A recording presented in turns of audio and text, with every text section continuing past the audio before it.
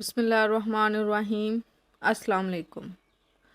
حضرت جابر رضی اللہ تعالیٰ عنہ بیان کرتے ہیں کہ جب خندق کھودی گئی تو میں نے ان حضرت صلی اللہ علیہ وآلہ وسلم کو بھوکا پایا۔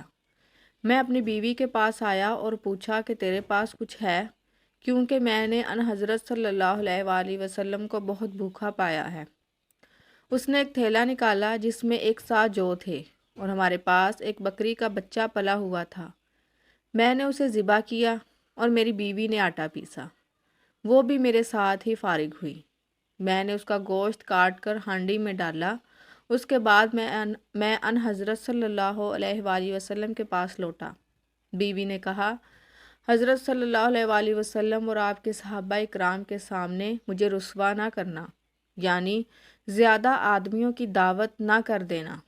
جب میں آپ صلی اللہ علیہ وآلہ وسلم کے پاس آیا تو چپکے سے عرض کیا، یا رسول اللہ، ہم نے ایک بکری کا بچہ ذبح کیا ہے اور 1 صاع جو کا آٹا ہمارے پاس تھا وہ تیار کیا ہے۔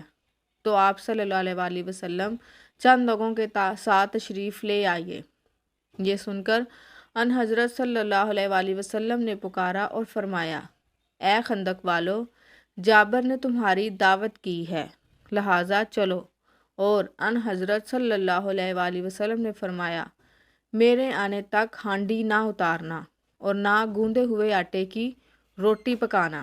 چنانچہ میں وہاں سے آیا اور ان حضرت صلی اللہ علیہ وآلہ وسلم بھی تشریف لائے اور آپ صلی اللہ علیہ وآلہ وسلم سب لوگوں کے ساتھ آگے تھے۔ میں اپنی بیوی کے پاس آیا، وہ بولی، تمہاری ہی فضیحت و رسوائی ہوگی۔ میں نے کہا، میں نے وہی کیا جو تو نے کہا تھا۔ بالآخر اس نے گوندا ہوا آٹا نکالا اور آپ صلی اللہ علیہ وآلہ وسلم نے اس میں لعاب دہن ملا دیا اور برکت کی دعا کی، پھر ہانڈی میں لعاب دہن ملایا۔ اس کے بعد فرمایا، ایک روٹی پکانے والے کو اور بلا لو جو میرے ساتھ روٹی پکائے، اور ہانڈی سے سالن نکالو، مگر اس کو اوپر سے نہ اتارنا۔ حضرت جابر رضی اللہ تعالیٰ عنہ بیان کرتے ہیں کہ اس وقت حاضرین 1000 تھے، اور میں خدا کی قسم کھا کر بیان کرتا ہوں کہ سب نے کھایا، یہاں تک کہ چھوڑ دیا اور لوٹ گئے، اور ہماری ہانڈی کا وہی حال تھا کہ ابل رہی تھی، اور آٹا بھی اسی طرح تھا، اس کی روٹیاں پک رہی تھیں۔ سبحان اللہ، سبحان اللہ۔ شکریہ۔